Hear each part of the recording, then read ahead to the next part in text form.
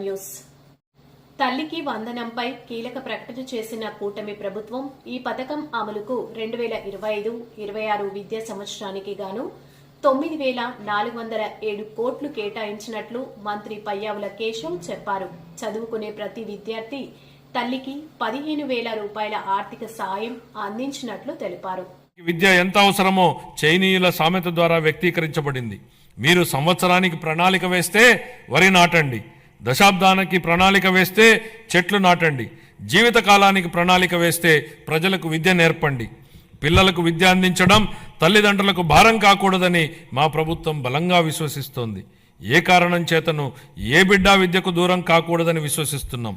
ప్రతి తల్లి తన పిల్లలను పాఠశాలకు పంపేలా ప్రోత్సహించే లక్ష్యంతో మరో సూపర్ 6 హామీని అమలు పరిచే దిశగా తల్లికి వందనం పథకాన్ని ప్రారంభిస్తున్నాం. 25-26 విద్యా సంవత్సరం నుంచి ఈ పథకం కింద 15,000 రూపాయల ఆర్థిక సహాయాన్ని అందించుతున్నాం. చదువుకునే ప్రతి విద్యార్థి తల్లికి ఈ పథకాన్ని అందించడానికి కేటాయింపులు జరుపుతున్నాం. ఈ పథకం ప్రభుత్వ మరియు ప్రైవేటు పాఠశాలలో 1 నుండి 12వ తరగతి వరకు చదువుతున్న పిల్లలకు వర్తిస్తుంది. మీరు సంవత్సరానికి ప్రణాళిక వేస్తే వరి నాటండి, దశాబ్దానికి ప్రణాళిక వేస్తే చెట్లు నాటండి, జీవితకాలానికి ప్రణాళిక వేస్తే ప్రజలకు విద్య నేర్పండి. పిల్లలకు విద్య అందించడం తల్లిదండ్రులకు భారం కాకూడదని మా ప్రభుత్వం బలంగా విశ్వసిస్తోంది. ఏ కారణం చేతను ఏ బిడ్డ విద్యకు దూరం కాకూడదని విశ్వసిస్తున్నాం.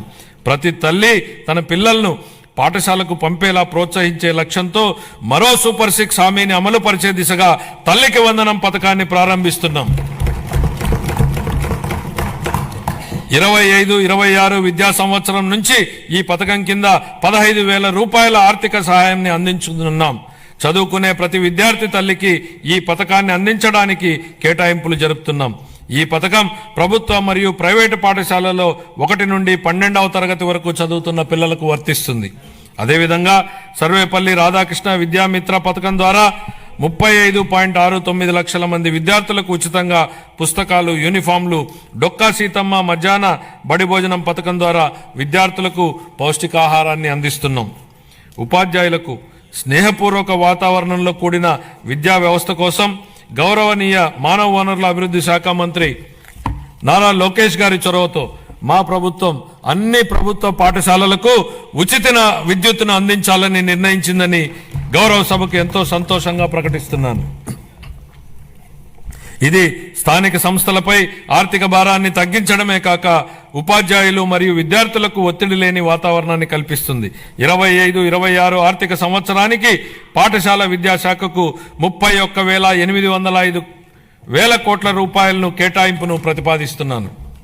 ఉన్నత విద్య భవిష్యత్ సవాళ్లను విద్యార్థులకు సిద్ధం చేయడానికి మరియు అందరికీ సమాన అవకాశాలు కల్పించడం కోసం బలమైన సమ్మిళిత ఉన్నత విద్యా వ్యవస్థ నిర్మించడానికి ప్రభుత్వం అంకిత భావంతో ఉంది. ఈ కార్యక్రమం కింద మల్టీ డిసిప్లినరీ విద్య మరియు పరిశోధన విశ్వవిద్యాలయాల స్థాపన, పాలిటెక్నిక్ విద్యలో క్రెడిట్ ఆధారిత వ్యవస్థను ప్రవేశపెట్టడం, అధునాతన తరగతి గదులు, ప్రయోగశాలలు, డిజిటల్ లైబ్రరీలతో విద్యాలయాలను ఆధునీకరించడం వంటి కీలక నిర్ణయాల ద్వారా మన విద్యార్థులను అంతర్జాతీయ ప్రమాణాలకు అనుగుణంగా తయారు చేస్తున్నాం. ప్రపంచవ్యాప్తంగా ఉన్న ప్రముఖ 100 విశ్వవిద్యాలయాల్లో మన రాష్ట్ర విశ్వవిద్యాలయాలను నిలపడమే మేము లక్ష్యంగా పెట్టుకున్నాం. 25-26 ఆర్థిక సంవత్సరానికి గాను ఉన్నత విద్యాశాఖకు 2,506 కోట్ల రూపాయలను కేటాయింపును ప్రతిపాదిస్తున్నాను. ఆరోగ్య రంగం గత ప్రభుత్వ పాలనలో ఆరోగ్య రంగం పూర్తిగా నిర్లక్ష్యానికి గురి అయిన విషయాన్ని మనం చూశాం అధ్యక్ష. సకాలంలో చెల్లింపులను చేయకపోవడంతో మందుల కొరత, సౌకర్యాల కొరత, సేవల కొరతకు కారణమైంది అధ్యక్ష. వైద్య రంగంలో దాదాపు 6,400 కోట్ల రూపాయల బకాయిలను వారసత్వంగా ఇచ్చారు అధ్యక్ష.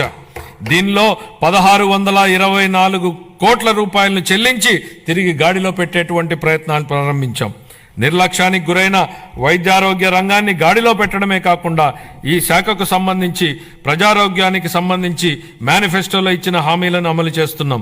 దీనిలో భాగంగా ఇప్పటికే ఉన్న ఎన్టీఆర్ వైద్య సేవ పథకానికి తోడుగా ప్రతి కుటుంబానికి నాణ్యమైన వైద్య సేవలు అందించేందుకు పేద మధ్యతరగతి ప్రజలకు ఆసుపత్రులకు వెళ్లిన వెంటనే ఎటువంటి ఇబ్బంది లేకుండా కార్పొరేట్ వైద్యం అందేలా పథకాన్ని రూపొందించాం.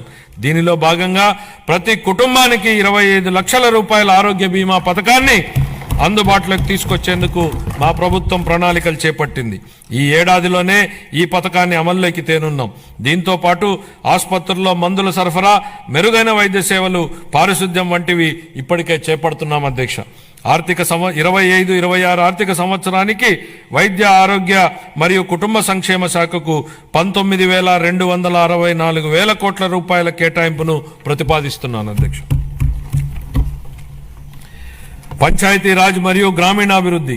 గ్రామాలు శక్తి సంపన్నమై స్వయం సమృద్ధి మరియు సాధికారతలతో తొలతూగకపోతే దేశాభివృద్ధి అసంపూర్తిగానే ఉండిపోతుంది.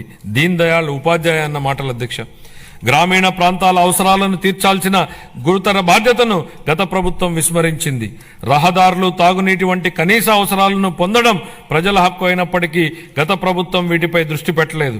స్థానిక సంస్థల నిధులను పక్కదారి పట్టించడం వల్ల మన రాష్ట్ర గ్రామీణ ఆర్థిక వ్యవస్థలపై ఇది ప్రభావం చూపి గ్రామ పంచాయతీల హోదాను దిగజార్చింది.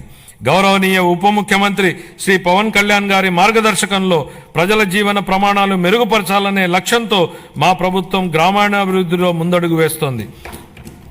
ప్రజల చురుకైన భాగస్వామ్యంతో మా ప్రభుత్వం సమగ్ర గ్రామ పంచాయతీ అభివృద్ధి ప్రణాళికలను రూపొందించి గ్రామాలలో సిమెంట్ రోడ్లు, తార్ రోడ్లు, పశువుల పాకలు తదితర 30,000 పనులకు మంజూరు చేయడం జరిగింది. 4,300 కిలోమీటర్ల మేరకు మంజూరైన సీసీ రోడ్లలో ఇప్పటికే 3,000 కిలోమీటర్ల రోడ్లు పూర్తయ్యాయి. మరో 1,300 కిలోమీటర్ల మేర రోడ్లు తుది నిర్మాణ దశలో ఉన్నాయి. వీటి ఫలితంగా గ్రామీణ ప్రాంతాలలో పరిశుభ్రమైన వాతావరణం ఏర్పడి ఆర్థిక కార్యకలాపాలు, ఉపాధి కల్పన జరిగింది. గత ప్రభుత్వం 5 ఏళ్లుగా స్మార్ట్ LED వీధి దీపాల పథకాన్ని పూర్తిగా నిర్లక్ష్యం చేసింది.